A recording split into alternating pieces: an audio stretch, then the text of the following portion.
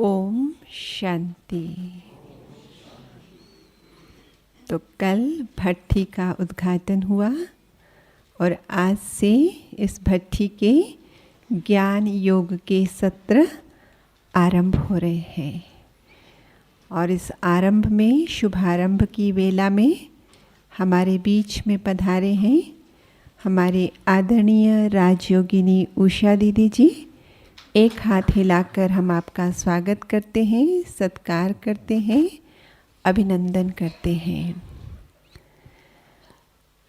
आप बाल्यकाल से ही इस ईश्वरीय ज्ञान मार्ग पर चलते हैं।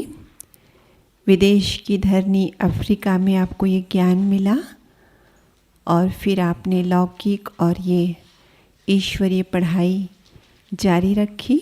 फिर तो आप भारत में आ गए और भारत में आज से 40 वर्ष पूर्व आपने अपने समर्पित जीवन की यात्रा आरंभ की।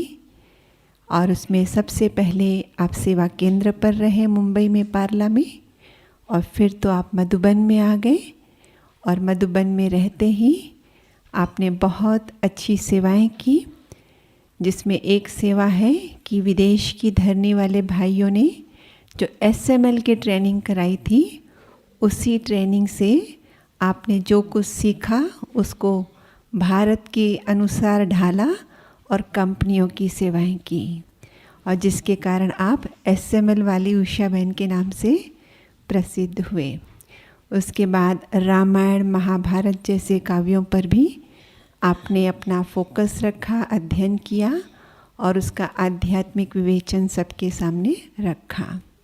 और फिर तो बाबा जो कहते हैं कि बच्चे, अगर ये आपने प्रूव कर दिया कि गीता का भगवान कौन है, कृष्ण नहीं शिव है, तो जैसे कि सेवाएं लगभग पूरी हो जाएगी।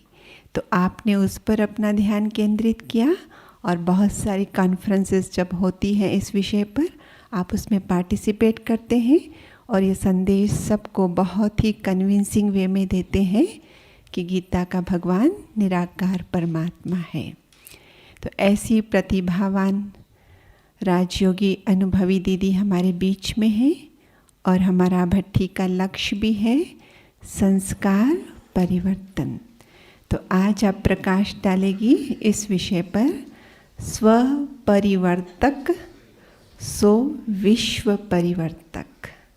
स्व परिवर्तक सो विश्व परिवर्तक। आदरणीय दीदी जी।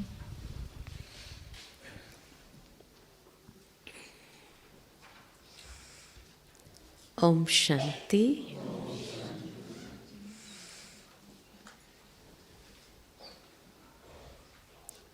बहुत सुंदर आज का विषय है स्व परिवर्तक सो विश्व परिवर्तक।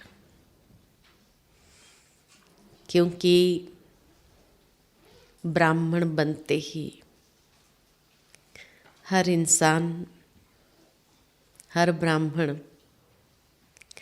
ये जरूर लक्ष्य ले लेता है कि मुझे अपने आप में परिवर्तन करना है, और इसीलिए आरंभ होती है ये यात्रा बदलाव से। एक होता है बदलाव, एक होता है परिवर्तन। इंग्लिश में हम कहते हैं एक है चेंज, एक है ट्रांसफॉर्मेशन। बाबा का बनते ही बदलाव हमारी जीवन शैली में आने लगता है। हम अपने बाह्य स्वरूप में बदलाव लाना चालू करते हैं, खान पान में बदलाव लाना चालू करते हैं, और कहाँ कहाँ बदलाव लाते हैं, संग में बदलाव लाना चालू करते हैं, आदतों में बदलाव लाना चालू करते हैं। कुछ चीज़ें छोड़ते हैं, कुछ चीज़ें अपनाते हैं। लेकिन ये बदलाव के पीछे लक्ष्य यही रहता कि जो बाबा की चाहना है संपूर्ण परिवर्तन। क्योंकि जब तक हम ब्राह्मणों में संपूर्ण परिवर्तन नहीं आता है, तब तक विश्व में परिवर्तन नहीं होता। और इसीलिए बाबा भी खाली बदलाव नहीं चाहते हैं कि बच्चे बदल कर दिखा दे। नहीं, एक संपूर्ण परिवर्तन, जिसको कहा जाए भीतर से परिवर्तन आवश्यक है। बाह्य बदलाव भी तभी परमानेंट रहेगा, सदाकाल का रहेगा, जब आंतरिक परिवर्तन आरंभ होगा। और इसीलिए ये आंतरिक परिवर्तन, जो संस्कारों में परिवर्तन कहा, या और जो सूक्ष्म बातें हैं अपनी वृत्ति के अंदर, स्मृति के अंदर,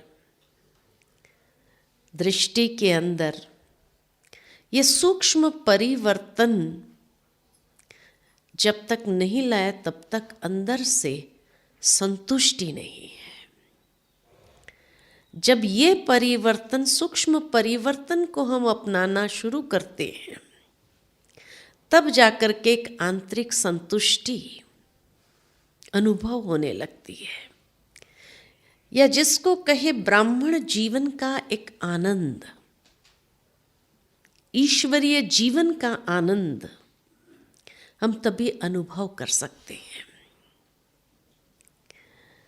लेकिन ये परिवर्तन लाने के लिए कुछ चीजें आवश्यक है।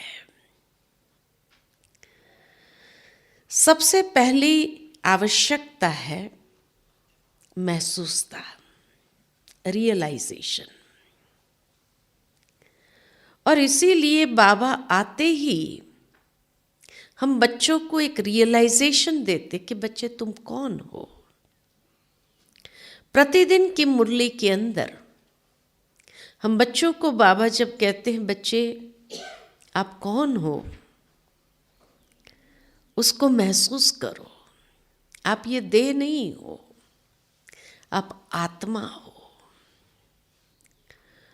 और उस रियलाइजेशन से, उस महसूसता से, उस अनुभूति से हमने धीरे धीरे अपनी स्मृति के अंदर परिवर्तन लाना शुरू किया कि दैहिक स्मृति से आत्मिक स्मृति की ओर यह यात्रा कठिन महसूस होती है, मेहनत लगती है, क्योंकि हमने कभी भी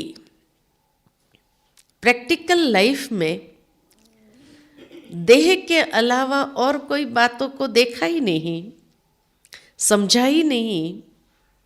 हमेशा उस अभिमान में रहे, मैं फलाना हूँ, मैं फलाना हूँ, मैं कोई कम नहीं हूँ, मैं कोई अनेक प्रकार के देह अहंकार में रहे, क्योंकि दैहिक स्मृति इतनी पक्की हो गई थी। तो बाबा ने आते ही हमारी स्मृति को परिवर्तन किया कि बच्चे तुम ये देह है ही नहीं, ये फलाना फलाना जो भी टाइटल है ये टेम्पररी है, इस जन्म का है। अगर शरीर छूट गया तो ये टाइटल भी साथ में नहीं ले जाएंगे। जिस चीज का अभिमान किया, कोई भी चीज साथ में चलनी नहीं है।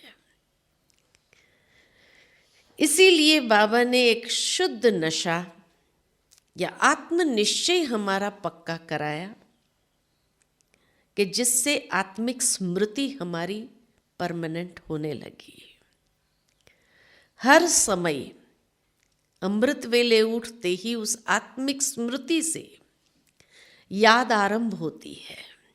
बिना आत्मिक स्मृति बाबा की याद भी नहीं होती है। तो इसीलिए ये स्मृति जैसे जैसे परिवर्तन होने लगी, तो उस स्मृति के आधार से बहुत कुछ परिवर्तन होने लगता है। दृष्टि परिवर्तन होती है, वृत्ति परिवर्तन होती है, हमारी आंतरिक स्थिति परिवर्तन होने लगती है ना। तो इसीलिए कहा सबसे पहले चाहिए महसूसता। ये जरूर है कि बाबा ने आते ही हमारा तीसरा नेत्र खोला, ज्ञान के दिव्य चक्षु हमें प्रदान किए, तो हम सूक्ष्म बातों को समझने की क्षमता अपने अंदर विकसित कर पाए। अगर ये ज्ञान के चक्षु नहीं होते थे तो सूक्ष्म बातों को समझना बहुत कठिन होता था। कहीं पर मैं गई थी तो बहुत अच्छी बात मुझे वहाँ बताई गई कि आज की दुनिया के अंदर सरल विचारों को जितना जो कॉम्प्लिकेटेड कर लेता है ना, जो दूसरों को समझ में ना आए, वो बहुत अच्छा स्पीकर माना जाता है ना। और लोग ये बताना नहीं चाहते हैं कि हमने समझा ही नहीं,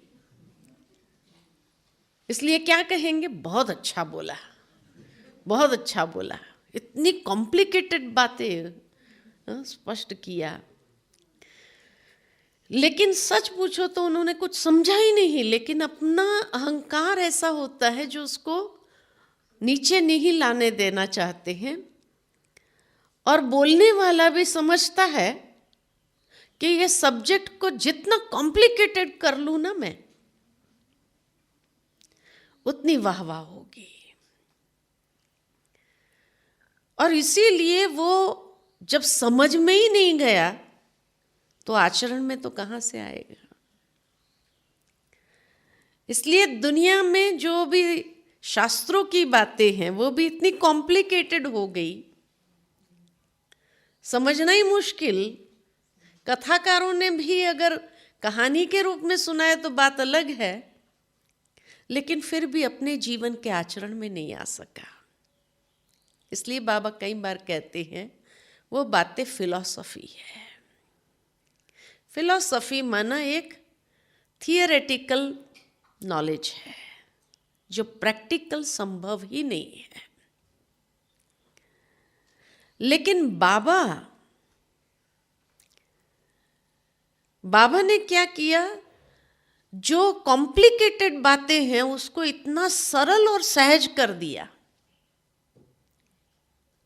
जो सूक्ष्म बातें हैं जो इन आंखों से दिखाई नहीं देती है, चाहे आत्मा की बात हो, सृष्टि के आदि मध्य अंत की बात हो, है ना, सूक्ष्म बातें जिसको समझने के लिए जो शक्ति और क्षमता चाहिए, बौद्धिक शक्ति और क्षमता चाहिए, उस बात को इतने सरल शब्द में रख दिया कि बाबा कहे कि क्लास में पढ़ने वाला बच्चा भी समझ सकता है तो बुजुर्ग भी समझ सकता है ना, पोता भी समझ सकता तो दादा भी समझ सकता है। और इसीलिए अब दुनिया के अंदर ये मान्यता बनने लगी है कि मोस्ट एफिशिएंट व्यक्ति, स्पीकर वही है जो कॉम्प्लिकेटेड सब्जेक्ट को सरल कर सके, जो कोई भी समझ सके, उसको सहजता से डाइजेस्ट कर सके।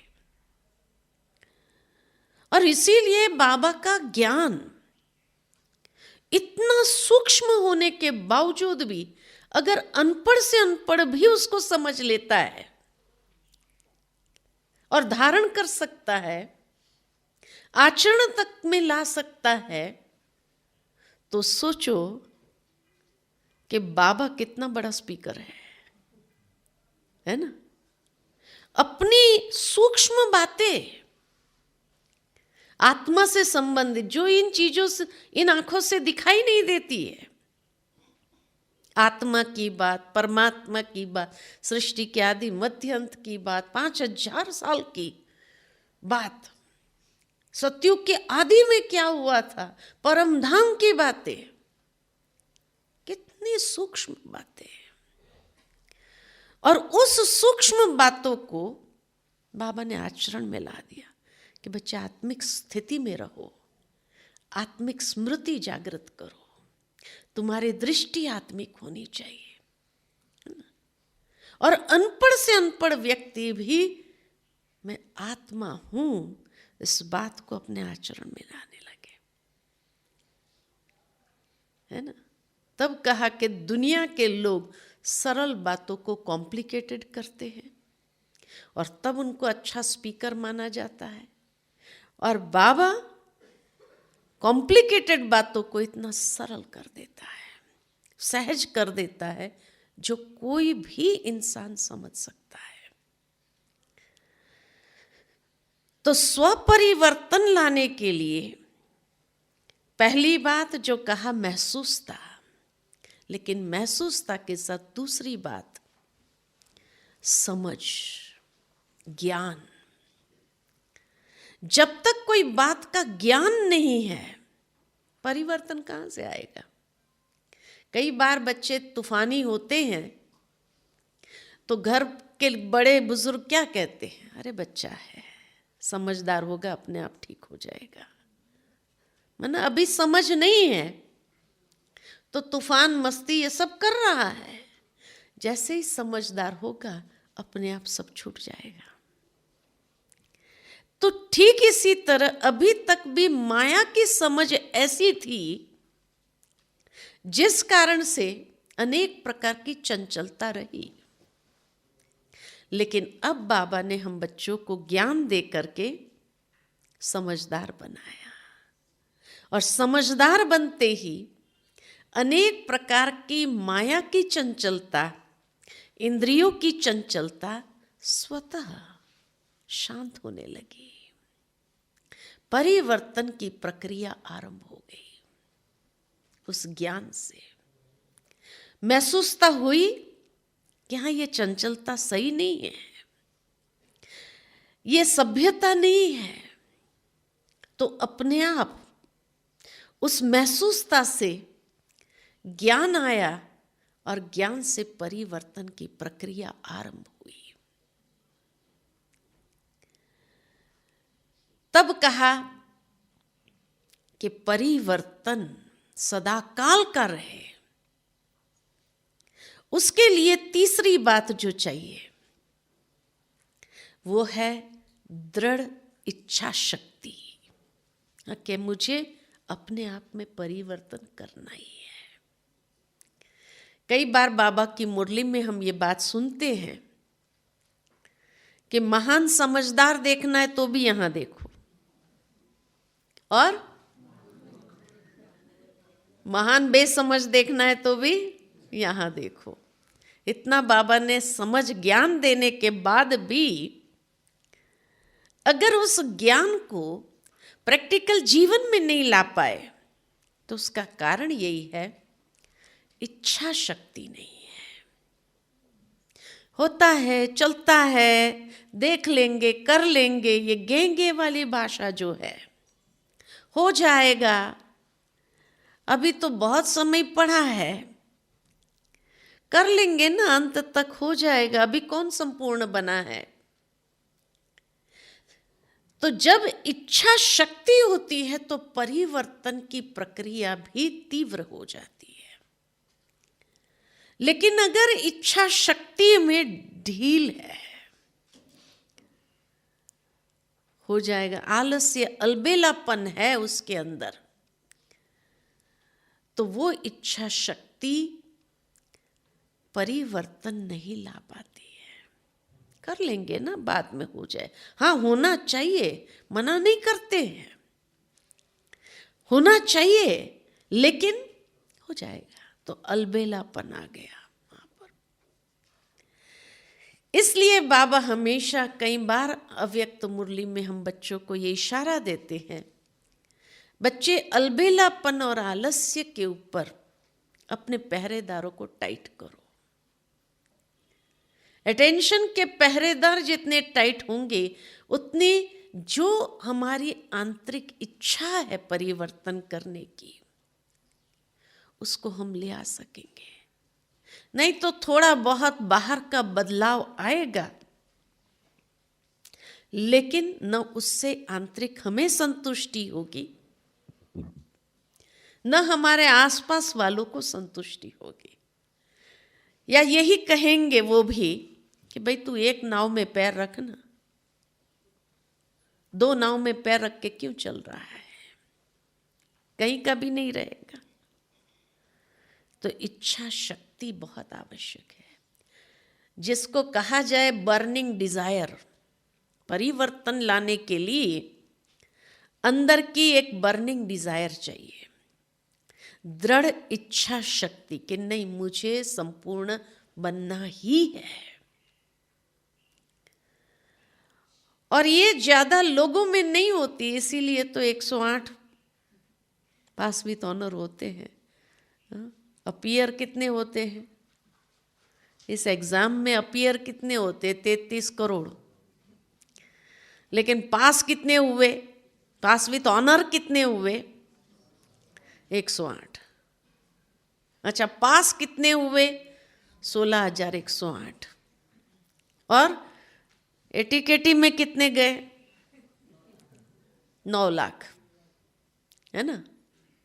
कहने का भावार्थ ये है कि आज अगर ये दृढ़ इच्छा नहीं है तो जो बाबा की चाहना है कि मेरे हर बच्चे संपूर्ण बने, संपूर्णता को प्राप्त नहीं कर सकते हैं। तो तीव्र इच्छा की आवश्यकता है। चौथी बात, कई बार इच्छा भी होती है लेकिन क्षमता नहीं है। और हमारी क्षमता ही नहीं है। क्षमता में क्या बातें चाहिए? आत्मविश्वास। आत्मविश्वास ही ढीला है, शायद मैं नहीं कर पाऊंगी। तो जहां स्वयं में डाउट है तो अंदर सारी क्षमता होने के बावजूद भी उसको उजागर नहीं कर सकते, बाहर ला नहीं सकते उस क्षमता को। ये नहीं कि नहीं है, जो कई लोग समझते हैं हम करना तो चाहते हैं लेकिन नहीं हो पाता है। चाहना है लेकिन नहीं हो पा रहा है। उसका कारण क्या? तो अपने अंदर आत्मविश्वास की कमी है या दृढ़ता की कमी है। कई बार 18 जनवरी के दिन हम दृढ़ संकल्प भी करते बाबा के कमरे में जाके, नए साल पर एक नया एजेंडा बनाते अपने परिवर्तन के लिए। लेकिन कुछ समय के बाद ही क्या होता है, जैसे बाबा कई बार शुरू में कहते थे, अव्यक्त बाप दादा, कि यहाँ मधुबन में आते दृढ़ संकल्प करते हैं आज से लेकर अभी ये परिवर्तन करना ही है। लेकिन जैसे ही पहाड़ उतरते उतरते गए तो वो सोडा वाटर होता गया, उतर गया सब। और फिर दूसरे दिन कहेंगे क्या करें, दृढ़ संकल्प किया था लेकिन फिर गलती हो गई, फिर माया ने हमको हार खिला दिया, फिर ऐसा हो गया, है ना। तो कहां न कहां या आत्मविश्वास की कमी है या अपने अंदर दृढ़ता की कमी है। और जहां आत्मविश्वास और दृढ़ता ही नहीं है तो जो करने के लिए पॉजिटिव क्षमताएं चाहिए उसको हम उस परिवर्तन के अंदर शामिल नहीं कर पाते हैं। और तब कई बार दृढ़ संकल्प करने के बाद भी अगर हार खाते गए, हर बार हार खाते गए, तो फिर तो अपना कॉन्फिडेंस और भी जीरो होने लगता है कि शायद मैं नहीं कर पाऊंगी, मेरा ड्रामा में पार्टी नहीं है। फिर क्या कह देते हैं, मेरा ड्रामा में पार्टी नहीं है, यही मंजूर है ड्रामा को भी मैं ऐसे ही चलता रहूं। हाँ, तो इसीलिए बाबा हम बच्चों को कहते हैं कि नहीं, ये नहीं कि दृढ़ संकल्प नहीं है आपके अंदर, दृढ़ता है। आज देखो, जब से ब्राह्मण बने और ब्राह्मण बनते ही कोर्स करने के बाद जब आपने अपने अंदर जो बदलाव लाने का संकल्प किया कि भाई चलो आज से प्याज लहसुन छोड़ देंगे, उसके बाद दोबारा खाया नहीं खाया ना, तो दृढ़ता है ना। कोई कितना भी आपको कहे नहीं खा लो, आप भूखे रहेंगे लेकिन नहीं खाएंगे, राइट? तो है ना दृढ़ता कि नहीं है? है? कौन कहता है नहीं है? अच्छा, दृढ़ संकल्प आपने कर लिया कि पूरा जनवरी मास मुझे क्लास में रोज की हाजिरी सबसे पहला नंबर देते हैं कि नहीं देते हैं? देते ही है कि 18 जनवरी तक तो कम से कम मुझे रोज सुबह का क्लास करना ही है, तो करते हैं ना। चाहे आंधी आए, तूफान आए, कुछ भी आए, कितनी भी परिस्थिति आए, माया परीक्षा तो लेती है ना। लेकिन फिर भी आपकी दृढ़ता कम होती है? नहीं होती है। जैसे ही कोर्स करते करते आपने दृढ़ संकल्प कर लिया, पवित्रता की धारणा मुझे करनी है, कोई तोड़ सका? कोई तोड़ सका? चाहे कितने भी झगड़े हो जाए घर में, फिर भी आप अपनी दृढ़ता पर रहे या नहीं रहे? इतनी बड़ी परिवर्तन को आपने पकड़ के रखा, तो दृढ़ता है ना। कौन कहता नहीं है? हाँ, फिर ये जो सूक्ष्म बातों का परिवर्तन करने के लिए दृढ़ता चाहिए, उसमें नहीं होगी। है दृढ़ता, लेकिन जैसे कई बार बाबा कहते हैं, अपनी शक्ति को पहचानते नहीं है, अपनी क्षमता को पहचानते नहीं है। और जब नहीं पहचानते हैं और आलस अलबेलेपन के वशीभूत हो जाते हैं, तो वो दृढ़ शक्ति भी हमारी क्या होती है? दृढ़ता की शक्ति भी क्षीण होने लगती है। इसलिए चाहना होने के बावजूद भी नहीं कर पाते हैं। तो अपनी क्षमता को समझो और उस क्षमता को बाहर ले आओ। है क्षमता, उसको बाहर लाने की आवश्यकता है। क्योंकि कोई भी परिवर्तन की प्रक्रिया में ये तीन चीज एक ट्रायंगल का काम करती है: इच्छा, समझ और क्षमता। अगर इच्छा है, क्षमता भी है, लेकिन समझ ही नहीं है, ज्ञान स्पष्ट नहीं है कैसे करना चाहिए, तो परिवर्तन होगा? नहीं होगा। जो करेंगे वो भी ढंग का नहीं होगा, या कहीं ना कहीं हंसी के पात्र बन जाएंगे। देखो, ये परिवर्तन करने तो चला, लेकिन क्या किया? अच्छा, ज्ञान है, हमें सब कुछ करना चाहिए, क्षमता भी है, लेकिन इच्छा ही नहीं है। कर सकेंगे? अच्छा, इच्छा भी है, ज्ञान भी है, लेकिन क्षमता ही नहीं है। तो कोई भी परिवर्तन के कार्य में ये तीन ट्रायंगल का काम कर, ये तीन जब है तो परिवर्तन की प्रक्रिया यथार्थ होती है। और इसीलिए ब्राह्मणों में जब ये तीनों का बैलेंस नहीं है, इसलिए बाबा हमेशा ये शब्द यूज करता है, बैलेंस चाहिए। बैलेंस नहीं है तो ब्लेसिंग भी नहीं मिलती है, न ब्लेसिंग माना न स्वयं स्वयं से संतुष्ट, न दूसरे मुझसे संतुष्ट, न बाबा मुझसे संतुष्ट।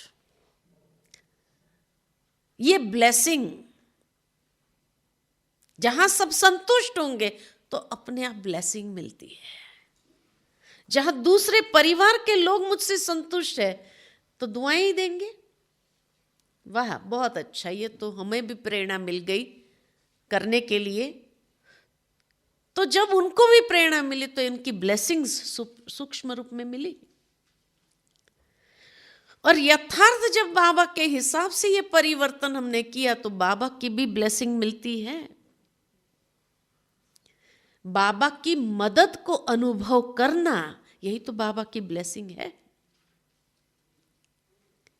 क्योंकि जब हम करने में आगे बढ़ते जाते हैं, ये परिवर्तन को अपनाते हैं, माया विघ्न डालती है, लेकिन उस विघ्न को पार करने की भी जब एक अंदर में शक्ति है, उससे मुकाबला करते हैं, तो सूक्ष्म में बाबा की मदद भी अनुभव होती है। और जैसे ही ये मदद का अनुभव हुआ तो क्या अंदर होता है, ऐसा लगता है बाबा मेरे साथ है।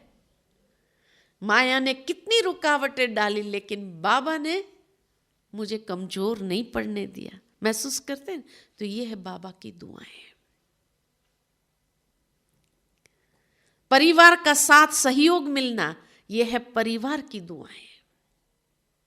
और जहां आंतरिक आत्मसंतुष्टि अपनी प्रगति से होता है, वो है स्वयं की दुआ, है ना? जो स्वयं के आत्मविश्वास को और आगे बढ़ाता है। तो इसीलिए कहा कि छोटा मोटा परिवर्तन नहीं है, वो तो खाली बदलाव है। एक बाह्यता का जो लाए वो बाहर का बदलाव था, लेकिन जो संपूर्णता को प्राप्त करना है उसके लिए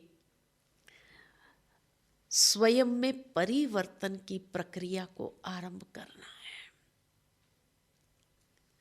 जब ये स्व परिवर्तन करते तो विश्व परिवर्तन कैसे होता है? हमारे अपने परिवर्तन से कई बार कई लोग सोचते हैं ना, मैं बदलूं या न बदलूं, विश्व को क्या फर्क पड़ना है। कई बार कई लोग नहीं कहते आपको, हम बदले न बदले क्या फर्क पड़ेगा। बहुत बड़ा फर्क पड़ता है, क्योंकि विश्व के परिवर्तक के लिए फिर और बातें चाहिए। और वो बात क्या चाहिए जिससे विश्व के परिवर्तन में एक बहुत बड़ी भूमिका निभाता है मेरा परिवर्तन। तो उसके लिए सबसे पहले चाहिए बेहद की वैराग्य वृत्ति। जो कहा स्मृति परिवर्तन हुई, उससे दृष्टि और वृत्ति परिवर्तन होती है। लेकिन जब उस वृत्ति के अंदर बेहद की वैराग्य वृत्ति हमारी बनने लगती है तो विश्व में उसके प्रकंपन इस तरह से फैलने लगते हैं कि जो प्रकंपन बहुत कुछ परिवर्तन करना आरंभ करता है। इतनी पावर है बेहद की वैराग्य वृत्ति। क्यों बाबा कहा बार बार कई मुरलियां इसके ऊपर चली है कि बच्चे बेहद की वैराग्य वृत्ति अपने अंदर ले आओ, क्योंकि वो बेहद की वैराग्य वृत्ति ये क्या करेगा, विश्व परिवर्तन में एक बहुत महत्वपूर्ण भूमिका निभाता है। वैराग्य ही न हो तो परिवर्तन की प्रक्रिया संभव नहीं। ये बेहद की वैराग्य वृत्ति समय को परिवर्तन करता है। विश्व परिवर्तन में भी समय को परिवर्तन करता है। समय के परिवर्तन का आधार हमारी वैराग्य वृत्ति है। और वैराग्य आता ही है त्याग भावना से। जो कहा जाता है त्याग तपस्या से बेहद का वैराग्य उत्पन्न होता है। त्याग छोटी मोटी चीजों का होता है, अहम का त्याग होता है, सूक्ष्म त्याग जो है ना, कोई चीज लेट गो किया हमने, कोई बात को लेट गो किया, ये बेहद की वैराग्य वृत्ति का आधार बनता है। सबसे पहली बात, लेट गो करना आना चाहिए। अगर बातों को पकड़ना चालू किया, इसने मेरे साथ है, भक्ति में दुनिया में क्या होता है, लोग बातों को ही तो पकड़ते हैं और सालों साल पकड़ के रखते हैं। अब जिस चीज को पकड़ के रखा तो प्रगति हो सकती है, पकड़ लिया ना कोई चीज को तो आगे बढ़ना चाहे, लेकिन जब तक इसको छोड़ा नहीं तब तक आगे बढ़ नहीं सकते। इसलिए बाबा कहे पुरानी बातों को छोड़ो, व्यर्थ की बातें हैं। उस बेहद की वैराग्य वृत्ति के लिए ये व्यर्थ की बातों को छोड़ना आवश्यक है। 2 साल पहले की बातें, 10 साल पहले की बातें, उसने मेरे से ऐसे व्यवहार किया था, ये कहा था। बाबा कहते फॉरगिव एंड फॉरगेट, क्षमा दे दो या क्षमा ले लो, तभी आगे बढ़ना, परिवर्तन की इस प्रक्रिया में आगे बढ़ना सहज होगा। नहीं तो जहां है वहीं ही रहेंगे। इसलिए कुछ आधार जो पकड़े हुए हैं उसको छोड़ना होगा, छोड़ेंगे तो आगे बढ़ेंगे। तो व्यर्थ की बातें, फालतू बातें जिसको कहा जाता है, या जो पुरानी बातें हैं जिसको पकड़ के रखा है बुद्धि से, उसको छोड़ना होगा। उसके लिए किसी आत्मा ने अगर मेरे साथ बुरा व्यवहार किया था 1 साल पहले, तो क्या करो, क्षमा कर दो। या मेरे से गलती हुई थी जो बार बार मुझे अंदर खा रही है, जिसको मैंने पकड़ के रखा, ये नहीं होना चाहिए था, नहीं होना चाहिए था, कैसे हो गया, मेरे से कैसे हो गया, उस बातों को भी अगर उस आत्मा से क्षमा मांग लो। मान लो क्षमा मांगने में मुझे देह अभिमान आ रहा है, कैसे मैं कहूं? सहज युक्ति है, अमृत वेले बैठो तो बाबा से क्षमा मांगो, बाबा के सन्मुख उस आत्मा को भी इमर्ज करो और दिल से उस वक्त उस आत्मा से भी क्षमा मांग करके, बाबा से भी क्षमा मांग करके अपने आप को उस स्मृति से फ्री करो। या दूसरा सहज तरीका जो बाबा कई बार हम बच्चों को कहते, बच्चे लिख करके बाबा को दे दो। मधुबन में आए हैं, बाबा के कमरे में बॉक्स रहता ही है। कोई भी ऐसी बातें जो आपके स्मृति के अंदर समाई हुई है, लिखो बाबा के सामने और लिख करके, लेटर लिख करके बाबा को, और फिर प्रतिज्ञा करो कि बाबा आगे से दोबारा ये गलती मेरे से नहीं होगी। तब बाबा कहते हैं माफ हो जाएगा, बाबा भी आधा माफ कर देगा, है ना। तो इसीलिए या क्षमा मांगो या क्षमा कर दो और फ्री हो जाओ। अपने मन बुद्धि को जितना फ्री करेंगे, हल्कापन अनुभव होगा। जब तक हल्के नहीं होंगे आगे बढ़ेंगे कैसे? बोझ वाला व्यक्ति अगर चलना भी चाहे तो तीव्र गति से नहीं चल सकता है। इसीलिए बाबा कहते हैं लेट गो करो, बातों को छोड़ो या त्याग करो।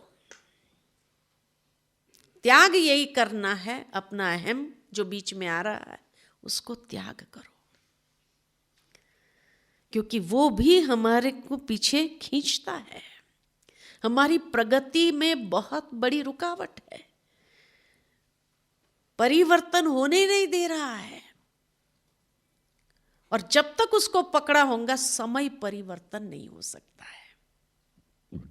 माना मेरा समय, अच्छा समय आ नहीं सकता है। तो समय को परिवर्तन करने के लिए बेहद की वैराग्य वृत्ति बहुत आवश्यक है।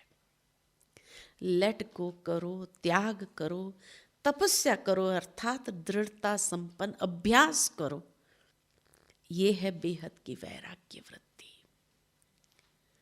और उस बेहद की वैराग्य वृत्ति से ही समय को बदल सकते हैं। हमारा अच्छा समय आरंभ होगा। पुरानी बातों को पकड़कर बैठेंगे और हम कहें हमारा समय बुराई चल रहा है, बुराई चलेगा ना। जब तक उस बात को पकड़ के रखेंगे तो समय बदलेगा कि बुरा समय चलता ही रहेगा। बुरी बातों को पकड़ के रखा है तो बुरा समय बदलेगा कैसे? तो बुरा समय मुझे अपना बदलना है, तो उसके लिए ये बेहद की वैराग्य वृत्ति, ऊपर उठ जाओ, वैराग्य के आधार से ऊपर उठो। वो बातें नीचे रह जाए, वो अहंकार नीचे रह जाए, वो सारी व्यर्थ की जो बातें हैं नीचे रह जाए, हम ऊपर हो जाए। समय परिवर्तन हुआ तो गैलप करना शुरू करेंगे, पुरुषार्थ में गैलप होगा। हल्कापन आएगा तो उड़ने का अनुभव करेंगे, सहजता से आगे बढ़ने का अनुभव होगा। तब कहा कि विश्व परिवर्तन के लिए समय परिवर्तन बहुत जरूरी है।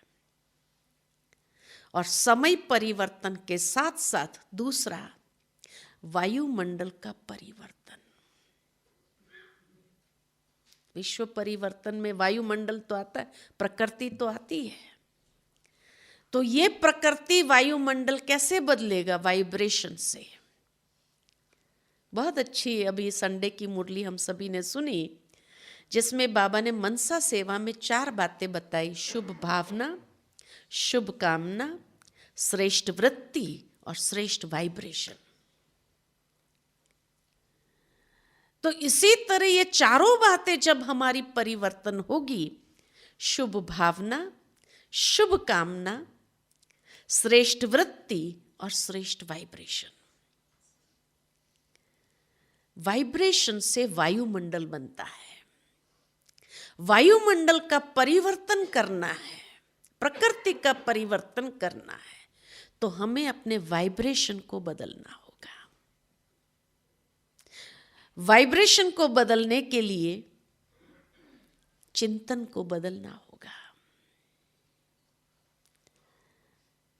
क्योंकि वाइब्रेशन बनता कैसे है?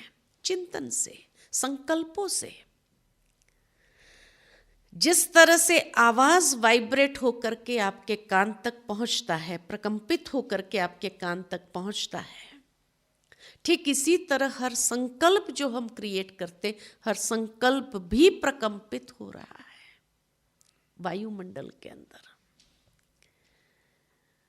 तो इसलिए श्रेष्ठ चिंतन, मनसा सेवा के लिए श्रेष्ठ चिंतन, श्रेष्ठ भावनाएं, श्रेष्ठ वृत्ति, तभी वाइब्रेशन इतने श्रेष्ठ होने लगे, टोटल वायुमंडल को परिवर्तन करेगा।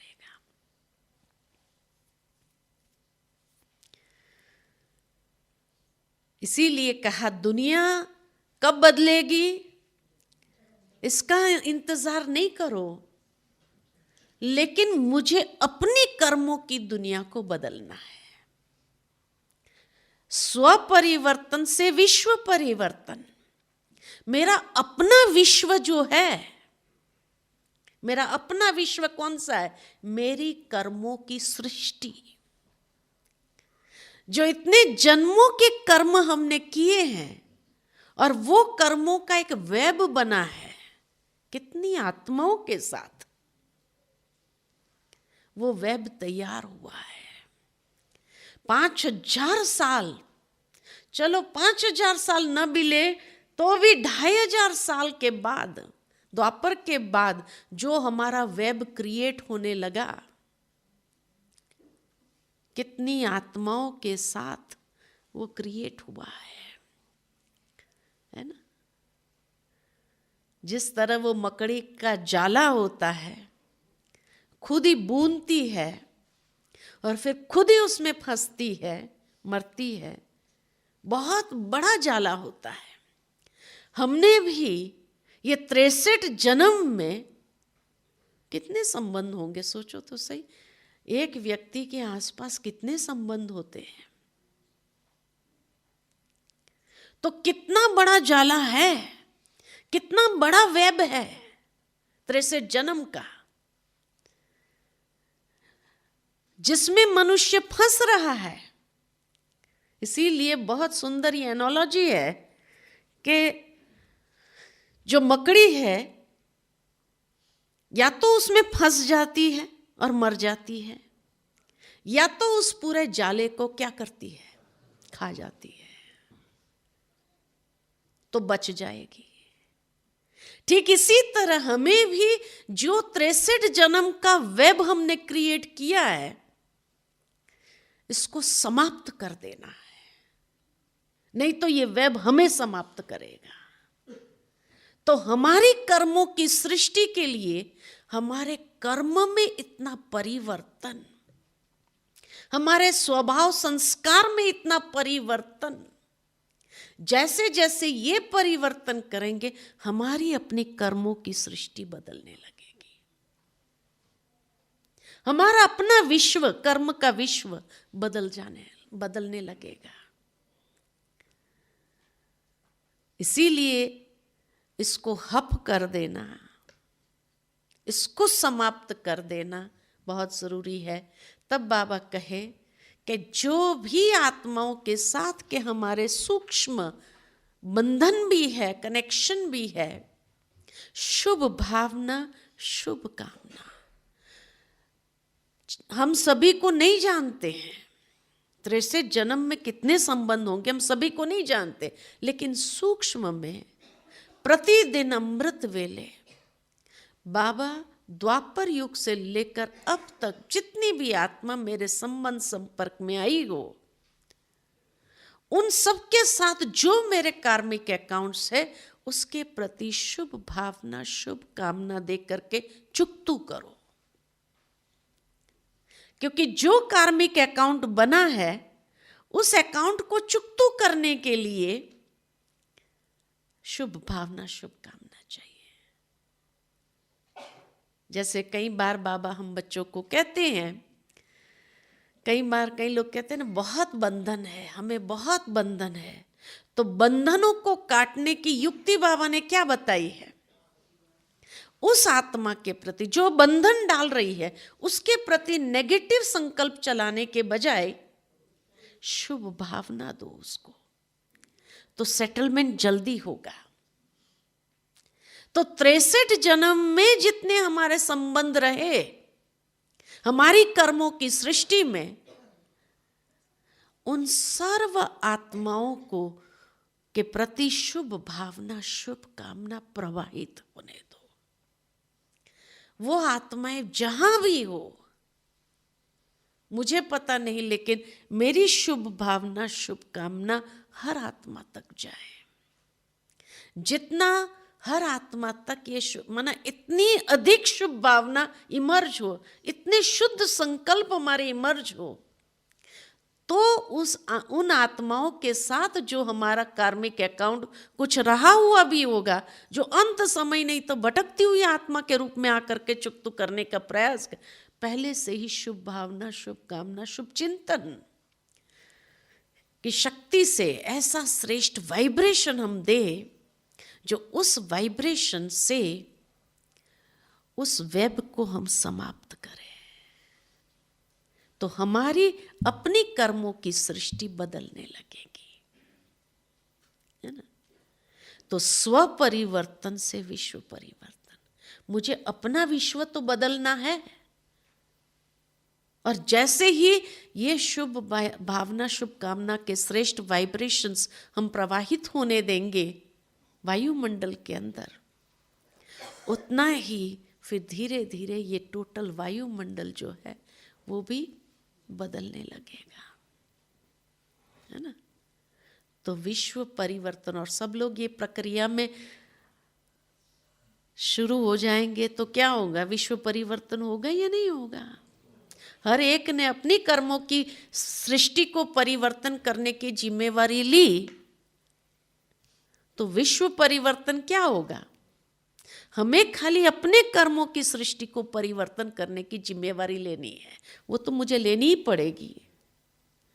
मेरी वो जिम्मेवारी कोई और नहीं उठा सकता है, इसलिए उसको तो मुझे लेना ही पड़ेगा। और हर आत्मा इस तरह से अपनी अपनी जिम्मेवारी, अपने कर्मों की सृष्टि को परिवर्तन करने की जिम्मेवारी लेंगे तो क्या होगा, विश्व परिवर्तन हो जाएगा। ठीक है, अच्छा, ओम शांति।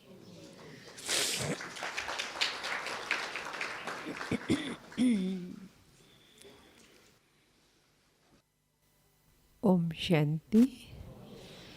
तो सभी ने नोट कर लिया होगा हमें कौन कौन सा परिवर्तन स्वयं में लाने की आवश्यकता है। दीदी का हम एक हाथ हिलाकर धन्यवाद करते हैं, आभार मानते हैं, शुक्रिया करते हैं।